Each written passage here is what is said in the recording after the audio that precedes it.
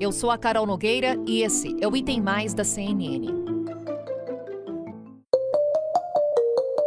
Após negociações que se arrastaram por semanas, o presidente Jair Bolsonaro formalizou a filiação ao PL, o Partido Liberal. É motivo de orgulho muito grande estar aqui, satisfação. Eu agradeço a confiança que o Valdemar da Costa Neto depositou em mim, me acolhendo agora para fazer parte do seu partido. Pode ter certeza que nenhum partido será esquecido por nós. Nós não temos aqui a virtude de sermos o único sexo, muito pelo contrário. Queremos, sim, compor nos estados, já que não pode haver coligação, né? Federal para estadual, mas compor para senador, compor para governador, para que nós possamos realmente fazer com que as pessoas, porventura eleitas, né, porque a renovação é natural, pode ser renovada até a presidência da República, sem problema nenhum, né? Isso faz parte da regra do jogo democrático, mas o que nós queremos é, cada vez mais, temos menos diferenças entre nós. Quem ganha com isso? É o Brasil, são 210 milhões de habitantes. Na cerimônia realizada em Brasília, o filho mais velho do presidente, senador Flávio Bolsonaro, e o ministro do Desenvolvimento Regional, Rogério Marinho, também se filiaram ao partido. A expectativa é de que a chegada de Bolsonaro ao PL marque o início de uma intensa movimentação partidária. São as articulações para as eleições do ano que vem. A própria ida do presidente ao partido comandado por Valdemar da Costa Neto, inclusive, só foi concretizada depois de Bolsonaro acertar com o aliado que nomes da confiança dele serão apoiados pela legenda. Gente, o presidente Jair Bolsonaro teve uma reunião com Valdemar da Costa Neto e a cúpula do PL na terça-feira, que foi nessa reunião em que se selou tudo. E nesta terça-feira, Bolsonaro foi citando nomes para Valdemar da Costa Neto, nomes que ele gostaria de ver ali prestigiados pelo partido. Exemplo disso, Tarcísio de Freitas, candidato a governador aqui em São Paulo, e Ricardo Salles, a princípio, para senador, mas o que Bolsonaro disse ali é que Salles, no entendimento dele, Bolsonaro, terá de ter um papel importante na candidatura e na campanha aqui em São Paulo, no palanque em São Paulo, porque Bolsonaro quer gente que defenda ele com unhas e dentes. Foi sob esse argumento, aliás, que Bolsonaro fechou o nome do militar. Eu contei para vocês semana passada, a Renata já tinha falado sobre esse assunto aqui também, depois ela me lembrou, do militar que ele está querendo ver candidato a governador de Goiás. É o deputado Vitor Hugo. Ele iniciou a carreira na política como deputado Major Vitor Hugo. Deputado Vitor Hugo foi líder do governo, é líder do PSL, é muito próximo de Bolsonaro, defende o presidente com unhas e dentes, que é exatamente o que Bolsonaro quer, e se colocou à disposição para a missão que Bolsonaro entender que ele vai desempenhar melhor. Disse que topa concorrer ao governo do estado para defender a candidatura do presidente, a dele própria, é claro. Diz que topa ser candidato ao Senado se Bolsonaro achar que esse é o melhor caminho e topa também ser candidato à reeleição para deputado. Tem outras equações, por exemplo, que são problemáticas, né? Na Bahia, trago aqui para vocês o que é que está se pensando para a Bahia. O PL tinha um acordo com a ACM Neto, que é do Democratas, presidente do Democratas, vai para o União Brasil, que é esse partido que vai nascer da fusão do Democratas com o PSL, e o PL estava ali já de aliança firmada com a ACM Neto. Mas agora, aparentemente, o governo vai investir pesado mesmo numa pré-candidatura, digamos assim, de João Roma, o ministro da Cidadania. João Roma é ministro da Cidadania da Bahia. Deve ser o candidato do governo para o governo do estado, do governo Bolsonaro para o governo do estado, fazendo o PL romper, assim, mais um acordo que já tinha fechado. Em Pernambuco, que é um colégio eleitoral importante do Nordeste também, a gente já falou um pouco de Sudeste e Centro-Oeste, agora detalhando um pouco desse plano para o Nordeste, o presidente Jair Bolsonaro está vendo como é que consegue dar uma posição prestigiosa para o ministro do Turismo, Gilson Machado. Se você não reconhece, lembra ali, ele aparece sempre muito nas lives do presidente, ele toca sanfona, ele está sempre ali do lado do presidente. O presidente Jair Bolsonaro citou Gilson Machado para a turma do PL como um nome, de novo, que ele quer dar prestígio para esse nome. Sendo candidato ao Senado em Pernambuco ou mesmo candidato ao governo não está definido. Para quê? Para ter um palanque para Bolsonaro chamar de seu na região Nordeste. Mas nem todos do PL reagiram de forma positiva à filiação do presidente. Em entrevista à CNN, o vice-presidente da Câmara dos Deputados, Marcelo Ramos, se mostrou incomodado com a possibilidade de fazer parte da mesma legenda de Bolsonaro. Eu não tenho como negar que é um profundo constrangimento para mim dividir o mesmo partido com o presidente Bolsonaro. Eu disse ontem que eu não tenho dúvida de que um presidente da República é muito mais importante para um partido do que um deputado federal, mas também não tenho dúvida de que o futuro de um país é muito mais importante para o país do que o projeto eleitoral de um partido. Eu não vou tomar nenhuma decisão precipitada, vou esperar a oficialização disso para me manifestar sobre a minha vida partidária. Mas o que posso dizer é que é um profundo constrangimento para mim, porque eu não considero que o presidente Bolsonaro seja bom para o futuro do país. Além do deputado Marcelo Ramos, mais 4 parlamentares ameaçam deixar o partido. São eles Júnior Mano, do Ceará, Fábio Abreu, do Piauí, Sérgio Toledo, de Alagoas e Cristiano Vale, do Pará.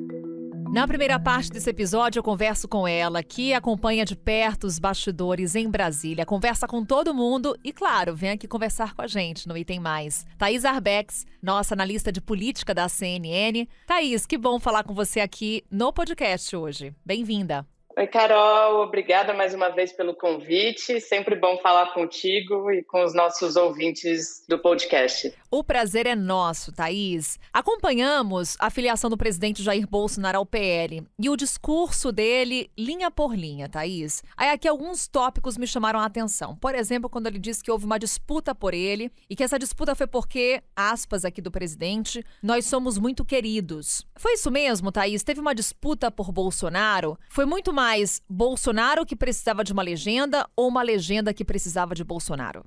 Carol, o que a gente enxergou ao longo desse processo em que o presidente ficou sem partido? A gente enxergou que o presidente Jair Bolsonaro, ele queria um partido em que ele pudesse ter um controle sobre as decisões partidárias, porque o presidente Jair Bolsonaro, eleito pelo PSL, a gente sabe, não conseguiu controlar aquele partido que o elegeu. Ele teve muitas dificuldades ali, teve um racha muito explícito no PSL. Então, o presidente Jair Bolsonaro não queria reviver esse processo de novo nas eleições de 2022. A gente sabe que ele teve, de fato, conversas com o PP, a gente sabe que, em algum momento, ele acenou ali com os republicanos, mas até com o Patriota. Mas o que é o pano de fundo disso, Carol? Todos esses partidos são partidos que, normalmente, eles têm mais do que um único cacique. Esses partidos, eles tomam decisões baseadas muito no seu dirigente nacional, mas que são partidos que costumam ouvir suas bancadas. E isso, segundo dizem aqui em Brasília,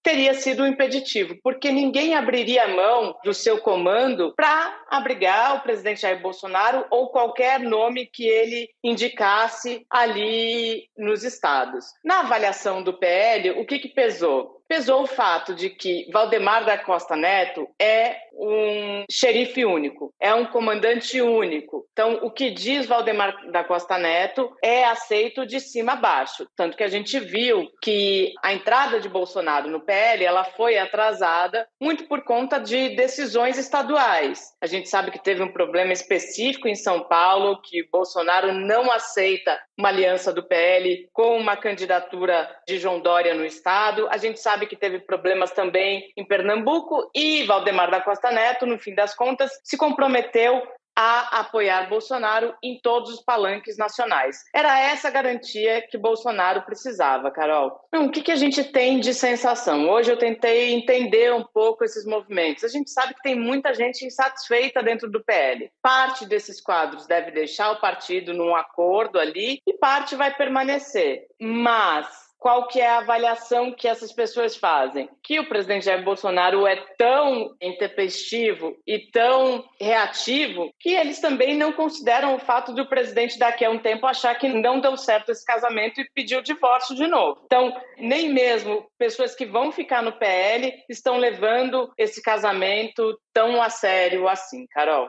Agora, é um casamento, Thaís, com muitos convidados. Bolsonaro não vai sozinho para o PL, vai levar com ele alguns de seus aliados. Quem é que você destaca nessa leva que vai junto com o presidente? Hoje a gente já viu o ministro Rogério Marinho, certo, Carol? Faz parte de uma estratégia, é claro, que o presidente Jair Bolsonaro está querendo montar, principalmente no que diz respeito ao Senado. Ele quer colocar o seu time de ministros nas disputas para o Senado. Então, a ideia é espalhar ministros por todos os colégios eleitorais do país em que Bolsonaro tenha forte presença e conseguir elegê-los. Para além disso, combinado com o projeto eleitoral do próprio PL, tem uma possibilidade de lançamento de candidaturas em alguns estados chaves e aquele que é o grande filão, que é a bancada do PL na Câmara dos Deputados, Carol, que essa sim deve ser o foco de maior atenção. E aí, voltando à sua primeira pergunta,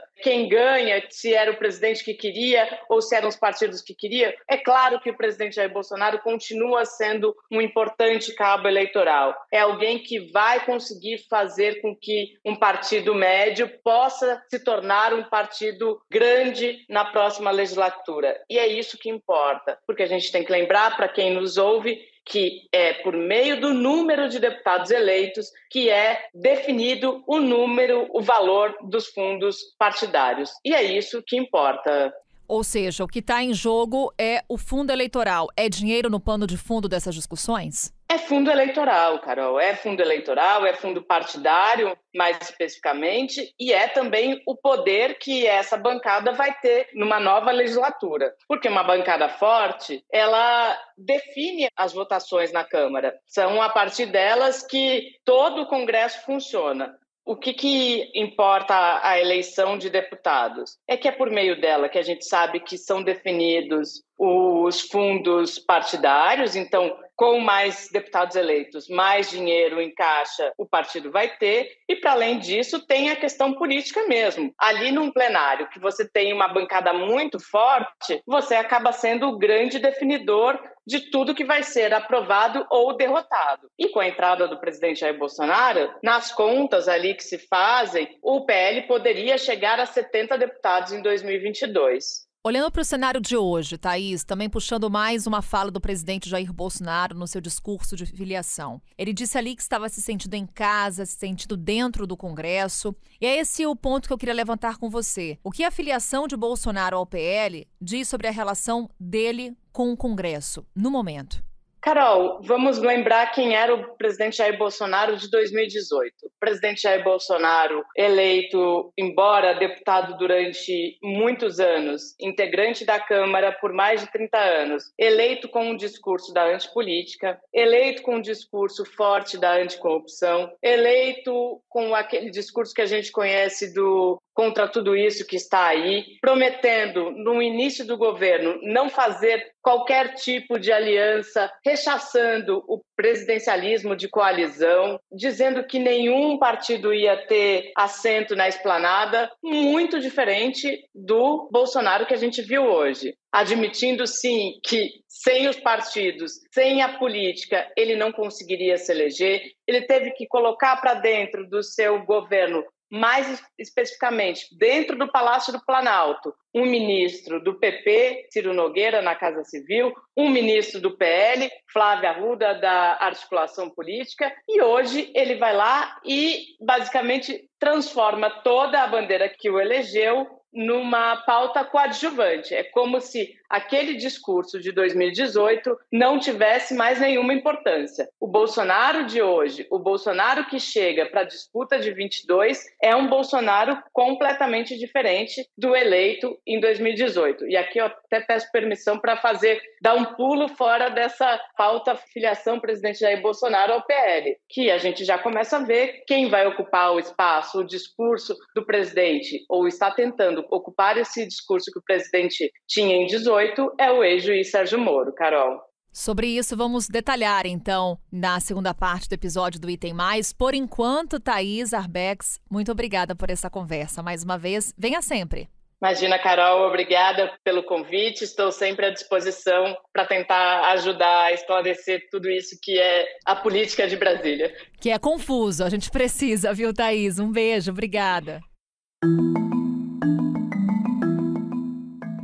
A filiação de Bolsonaro ao PL é um gesto político que mexe não só nas forças da base de apoio ao presidente, como também nas possíveis alianças da oposição e da chamada terceira via. No último fim de semana, vamos lembrar, governador de São Paulo, João Dória, venceu as prévias e foi escolhido como candidato do PSDB para concorrer à presidência da República no ano que vem. Senhoras e senhores, tucanos e tucanas, brasileiros de todos os recantos do país e a imprensa, o PSDB decidiu que o nosso candidato a presidente da República em 2022 é o governador João Dória. Dória conseguiu cerca de 54% dos votos na disputa interna do PSDB, superando Eduardo Leite, governador do Rio Grande do Sul, que ficou com 44%, e o ex-prefeito de Manaus, Arthur Virgílio, que teve pouco mais de 1% dos votos nas prévias tucanas. Em entrevista à CNN, Dória falou como pretende construir uma alternativa para a corrida eleitoral de 2022 e sinalizou que é possível negociar uma aliança com o ex-juiz Sérgio Moro, pré-candidato do Podemos, para a disputa do ano que vem. Sim, é possível. Eu tenho boas relações com o Sérgio Moro e tenho respeito por ele. E mantemos boas relações. E, aliás, não haveria nenhuma razão para não manter boas relações com alguém que ajudou o Brasil, com alguém que contribuiu com a Lava Jato, assim como Simone Tebet, uma brilhante senadora da República, tenho muita admiração por ela. Nos damos muito bem. O senador Rodrigo Pacheco também é uma pessoa de bem, mineiro, com boa postura, com bom equilíbrio. Há vários bons candidatos que merecerão boas conversas com o PSDB, conosco e da nossa parte com eles também. Nós temos que estar juntos para termos um projeto para os brasileiros e para o Brasil. Não vejo condições de um projeto de um partido, não vejo sequer condições de um projeto do PSDB. Vejo sim um projeto para o Brasil. Para isso teremos que ter humildade, capacidade, discernimento, bom diálogo, propostas claras e objetivas para a redução da pobreza, para a proteção ambiental, para o desenvolvimento econômico, para o reatamento das relações internacionais do Brasil que foram perdidas e para construir também na educação, na saúde, 2 pilares de transformação no Brasil. Desde que se filiou ao Podemos no último dia 10, Sérgio Moro tem buscado apoio de outras figuras públicas. Uma delas foi o ex-ministro e general da Reserva, Carlos Alberto dos Santos Cruz, que também se filiou ao partido. O Podemos prevê ainda a filiação do ex-procurador Deltan Dallagnol, que foi coordenador da Força Tarefa da Lava Jato em Curitiba.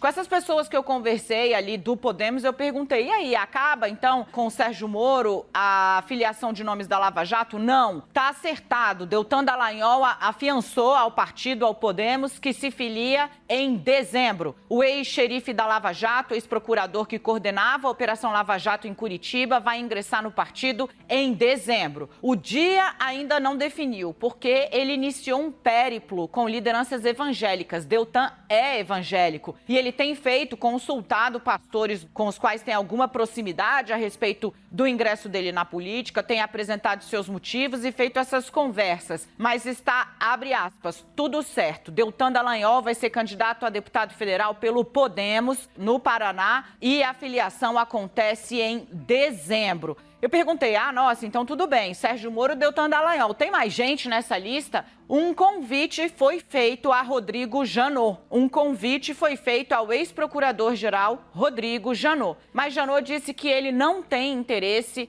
em concorrer a qualquer cargo eletivo. Deixou uma porta aberta, no entanto, para se filiar ao partido, para dar uma força, um apoio, mas disse que não quer disputar nenhuma eleição. Ainda na chamada terceira via, o ex-ministro da Saúde, Luiz Henrique Mandetta, negou na semana passada ter desistido de uma possível candidatura e disse que segue à disposição do União Brasil para as eleições de 2022. Vamos ver então o que disse Luiz Henrique Mandetta. Ele escreveu, abre aspas, eu sempre disse que posso ser candidato ou posso apoiar outro candidato, mas jamais desistirei do Brasil. Médico não abandona paciente. Meu nome continua à disposição. A fusão de DEM PSL vai amadurecer. O que realmente precisamos debater são ideias com transparência e humildade. Fecha aspas. Já o pré-candidato do PDT, Ciro Gomes, tem o desafio de manter fôlego para 2022, em meio à repercussão de outros nomes que surgiram na disputa por espaço para uma terceira via. Aliados apontam que, a partir de agora, uma das estratégias de Ciro deve ser explorar o que vê como inexperiência de Sérgio Moro. Pois é, Ciro Gomes lançou sua pré-candidatura antes, já tá na estrada, já tem marqueteiro, já tá ali com o time montado, mas tá vendo a chegada de outros nomes e Sérgio Moro, o principal deles, porque Sérgio Moro começou pontuando muito bem nas pesquisas. E aí, o que me contaram aliados de Ciro Gomes? Vai haver de imediato uma mudança de estratégia visível, drástica? Não, mas 2 pontos importantes. Primeiro, sim, algum tipo de arsenal vai ter de ser virado a Moro, porque ele tá ali se mostrando um nome competitivo nesse curto prazo. Querem explorar a inexperiência de Moro, fazendo uma comparação com o experimento, por exemplo, de Jair Bolsonaro, que apesar de político profissional, não tinha ali experiência em gestão, né, no executivo. Estão querendo associar bastante uma figura a outra, como se fosse uma aposta no Moro, uma aposta do eleitor no Moro fosse mimetizar um erro, na visão, claro, ali da campanha de Ciro Gomes, numa aposta em Bolsonaro. Eles ainda apostam, será que torcem, né, para que exista uma desidratação de Moro à frente. Ou seja, ele está vivendo um momento, novidade na área, todo mundo falando dele, chamando atenção, as pessoas lembram do nome, mas ele vai virar vidraça. E com isso, a campanha de Ciro Gomes acha que aí ele perde um pouco de espaço. À frente nas últimas pesquisas de intenção de voto para as eleições, o ex-presidente Lula sinaliza que as conversas sobre alianças com outros partidos para a campanha de 2022 só devem ocorrer no ano que vem. Lula disse que só vai decidir se é ou não candidato, parênteses, Lula é candidato, mas só vai formalizar a candidatura em fevereiro, março do ano que vem. Lula falou isso lá no final de semana, como é que bateu aqui? Calma. O PT vai colocar as conversas com outros partidos em marcha mais lenta. Qual é o entendimento? O PSB, por exemplo, que está ali flertando para ser, digamos, a barriga de aluguel desse casamento entre Lula e Alckmin, ainda distante, mas muito menos distante do que já foi, e inclusive em pensamento um dia, muito menos, né, no caso, muito menos distante. O PSB pediu, como você viu aqui também no CNN, há coisa de 2 semanas, em primeira mão, apoio do PT em 5 estados. E o PT falou, é muita fome. E ainda São Paulo, não, vamos esperar um pouco. Vamos sentar, vamos conversar. Lula está colocando aí o prazo dele, que é fevereiro, março do ano que vem. Baixar a temperatura dessas conversas. Eu perguntei, mas nada deve sair ainda de relevante esse ano? Não. Anúncio de vice? Não. Anúncio de economista? Não. Lula vai deixar as coisas decantarem e vai começar a acelerar a rota da eleição só no ano que vem.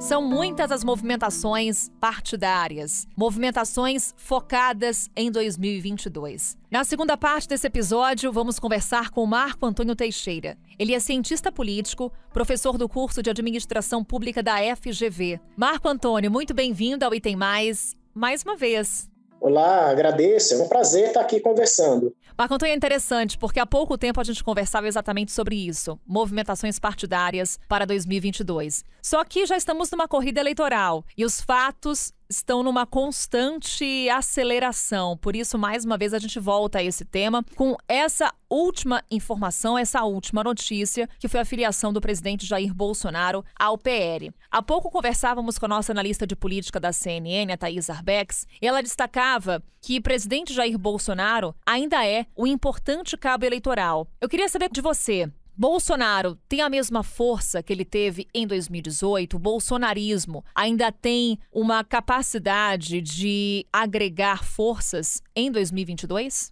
Olha, são 2 contextos completamente diferentes, né? O bolsonarismo em 2018 vinha num processo ascendente, né? Ou seja, ele começou ali com 10, 12, 14, 15% de intenção de votos e só tinha a crescer porque ele era franco atirador, não é? E agora, em 2022, é o contrário, ele vem num processo de queda, tá? Nós estamos passando aí a cada rodada de pesquisa, independentemente do instituto de pesquisa que apresente resultados, não é? E a avaliação de governo dele declina de tal forma que a última pesquisa já aponta apenas 19% de aprovação. Se nós imaginarmos imaginarmos que 19% de aprovação apenas é pequeno, a gente pode olhar para o outro lado. 19% no contexto de polarização pode levá-lo ao segundo turno, não é? Então, de alguma maneira, ele é um cabo eleitoral forte, só que o teto dele é muito menor do que foi em 2018. Não por acaso a rejeição dele hoje é muito grande, né? E a rejeição em 2022 tem que ser pensada no contexto de que ele está sendo avaliado como presidente da República, ele está sendo avaliado como governo,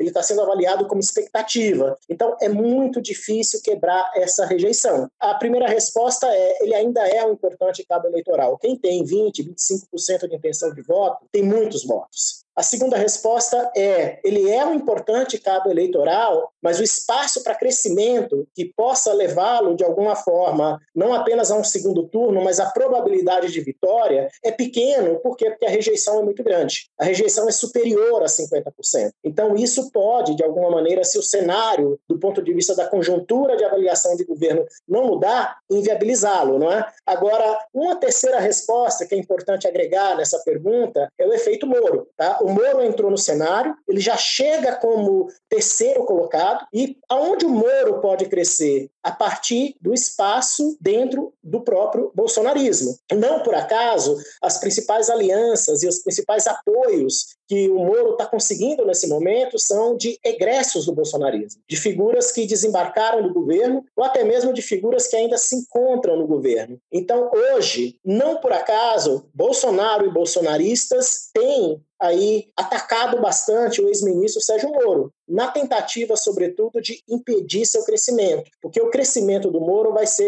muito na esteira de um declínio do prestígio do Jair Bolsonaro, a ponto de colocar, essa probabilidade é grande, não é pequena, tá? A chance do Bolsonaro ir para o segundo turno em questionamento. Tá? Então, nada nos indica que é impossível nós pensarmos num cenário em que Moro e Lula disputem o segundo turno. Eu te diria hoje que o Lula tem uma posição mais tranquila em termos de segundo turno, porque quem vota no Lula raramente vai estar permeável ao discurso do Moro. Agora, quando a gente fala de Jair Bolsonaro, não é a mesma coisa. Tá? Ou seja, o bolsonarismo é permeável a Lava Jato, é permeável a tudo aquilo que o Moro representa, não é? E nós vamos ter aí Moro, Dallagnol, tá? E o ex-procurador da República, o Janot, também concorrendo à eleição e provavelmente todos pelo mesmo partido. Efeito Moro e alianças, vou querer detalhar daqui a pouquinho com você, Marco, mas antes queria falar sobre mais uma questão que o presidente Jair Bolsonaro trouxe nessa filiação ao PL. Ele afirmou que uma das condições para fazer parte do partido era de que o PL não fizesse coligações com partidos da esquerda em 2022. Mas quando olhamos para uma realidade regional, local, estadual, municipal, enfim, é possível esse tipo de condição quando faz uma negociação como essa de filiação a um partido? É inimaginável, pensando que no Brasil cada estado tem um contexto político muito particular. O PL hoje está no governo do Ceará, é um dos grandes aliados do governo petista / cirista do próprio Ceará. O PL, antigo PR, né, Partido da República, teve o vice-presidente do ex-presidente Lula. E o próprio PL também já vem construindo uma aliança ao governo de São Paulo com Rodrigo Garcia, que é nada mais, nada menos o vice-governador do Dória e candidato à sucessão do próprio Dória, agora pelo PSDB. Então, essas questões regionais, elas não são, via de regra, reflexo das questões nacionais. Eu chamaria atenção até para um fato histórico, né? Por volta do início da década de 2000, o Supremo determinou a verticalização das coligações. O que era isso? A coligação nacional, por lei, tinha que se refletir nas coligações estaduais. O que aconteceu? Não aconteceu. Tá? Formalmente havia a coligação de um partido com o outro, mas na campanha de rua, os candidatos estavam fazendo campanha para quem eles achassem mais adequado do ponto de vista da aliança política. Então, se tinha lá uma coligação do PSDB com o PMDB, a gente viu muito em estados como Bahia e Pernambuco o PMDB fazendo campanha para o PT, por exemplo. Então, não é nada trivial. Por mais que o PL tenha colocado garantias têm muito mais a ver com a aliança nacional, vamos estar junto com você, Bolsonaro, mas isso não cria a condicionalidade de, nos estados, os candidatos obrigatoriamente fazerem campanha para o próprio Jair Bolsonaro. Eu diria para você que é impossível.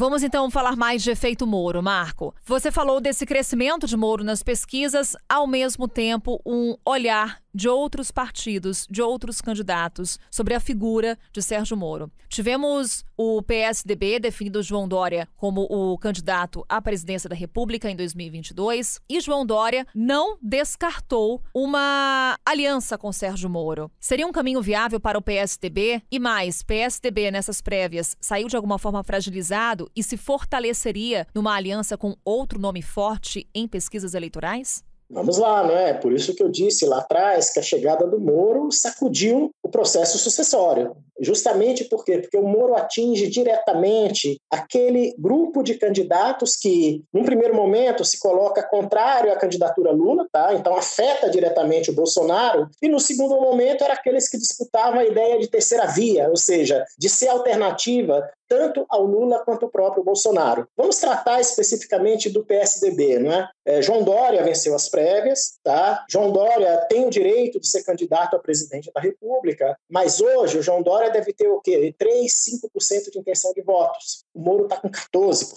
Pela pesquisa Atlas. Então, num contexto como esse, o que pode se imaginar? Que é muito mais fácil o João Dória virar vice do Moro do que o contrário, tá? Porque, primeiro, o PSDB sai muito menor do que entrou dessas prévias. Segundo, o PSDB não é um partido homogêneo do ponto de vista de objetivos, ou seja, a decisão que ele toma não unifica o partido. O PSDB tem uma ala bolsonarista muito grande. Na votação dos precatórios, isso ficou bastante claro. 2/3 dos parlamentares do PSDB votaram com o governo. O PSDB tem um problema de cisão para além do bolsonarismo. Não se sabe para onde Aécio vai caminhar. Aliás, o Aécio estava muito mais preocupado em evitar que o Dória ganhasse as prévias do que em ganhar as prévias com o Eduardo Leite. Então, o PSDB hoje é um partido que ele está à deriva. E o Dória entrou em linha de risco nessa deriva, né? Vamos imaginar o seguinte, pelo cenário de hoje, o Dória não é viável eleitoralmente, a não ser que o cenário mude bastante, tá? Ele é interessante para ser vice do Moro, porque o Moro coloca um pé muito importante no Estado eleitoralmente forte, como São Paulo, do ponto de vista da quantidade de eleitores, né? E num partido que tem, de alguma maneira, presença nacional, tá? Agora, note bem, o Dória apostou todas as fichas na sucessão estadual em Rodrigo Garcia, a ponto de abrir mão de uma figura muito importante do PSDB, que foi inclusive padrinho político do Dória, principal responsável pelo Dória ter se tornado político, que é o Geraldo Alckmin. O Geraldo Alckmin está saindo do PSDB, vai se filiar ao PSB ou ao PSD e tem 2 projetos, ou ser candidato ao governo do Estado ou ser vice do Lula. Eu acho que ele vai ser candidato ao governo do Estado. Tente imaginar o seguinte, o Dória perde a eleição presidencial e perde o governo do Estado. Não é só o PSDB que sai derrotado desse processo. A liderança política do João Dória, ela desaparece. Por quê? Porque o João Dória é um tipo de liderança que ganhou projeção, por quê? Porque tinha recursos governamentais para poder ampliar o poder político dele. Sem a presidência e sem o governo do Estado de São Paulo, sobra pouco para João Dória. Mas tem um símbolo muito mais forte aí, não é? O PSDB vai estar perdendo 20 anos de governo. Mesmo que seja para o Geraldo Alckmin, que já foi governador por quase 20 anos pelo PSDB, salvo engano, o Alckmin ficou 14 anos, juntando todos os tempos aí de interrupção de mandato, mesmo perdendo para o Geraldo Alckmin, vai perder para o Geraldo Alckmin que esteve na oposição e que juntou, inclusive, muitos desafetos do João Dória nesse processo. O que provoca muito isso, esse isolamento do João Dória, foi exatamente a forma que ele escolheu de fazer política, que foi brigando com aliados. Tá? Desde que ele virou prefeito, várias pessoas foram ou saindo ou saídas do PSDB por conta da força do Dória em relação àqueles que de alguma maneira questionavam a sua liderança. E isso deve acontecer agora novamente. Marco, um outro efeito Moro que a gente pôde acompanhar foi a antecipação de alguns partidos em definirem seus candidatos para 2022. Cito aqui um exemplo. PSD, que coloca Rodrigo Pacheco como candidato na disputa presidencial. E não só o coloca como candidato, como também descarta uma aliança com outros possíveis nomes da terceira via. Mesmo caminho adotado por Ciro Gomes, que deve figurar entre um dos candidatos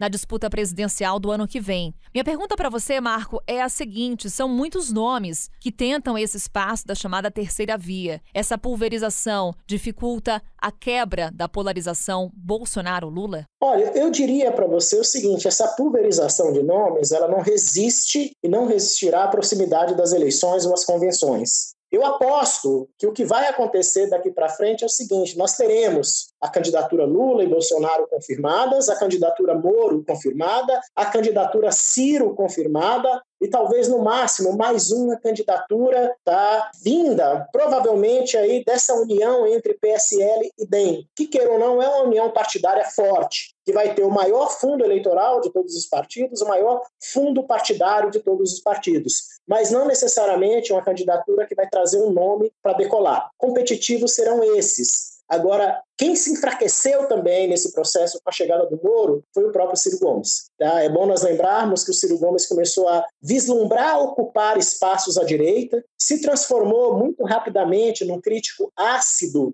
ao PT, ao Lula e às gestões do PT. É bom nós lembrarmos, o Ciro foi ministro do Lula, inclusive, tá? Nessa expectativa de se viabilizar como terceira via. E o dado mais curioso que a gente tem é que a terceira via é o Moro. E é uma terceira via que provém da própria costela do bolsonarismo, tá? Do próprio governo Bolsonaro. Então, eu acho que esses espaços começam a ficar bem definidos, a não ser que a conjuntura política mude bastante. Eu acho que a chegada do Moro contribui, de alguma maneira, para reduzir aos poucos o número de pré-candidaturas e para antecipar o processo de movimentação partidária. Quem vai estar com quem? É o que a gente está imaginando. Eu chamo a atenção para um fato. Se nós recuarmos a 3 meses atrás, nós vamos lembrar que PDT e PSB estavam completamente alinhados. Ciro seria candidato a presidente da República, alguém do PSB indicaria o vice. Hoje a gente não vê mais essa proximidade e vê muito mais uma sinalização do PSB para o PT do que para o próprio PDT. Marco Antônio, mais uma vez obrigada por essa conversa e já conto com você numa próxima, porque é isso, o xadrez político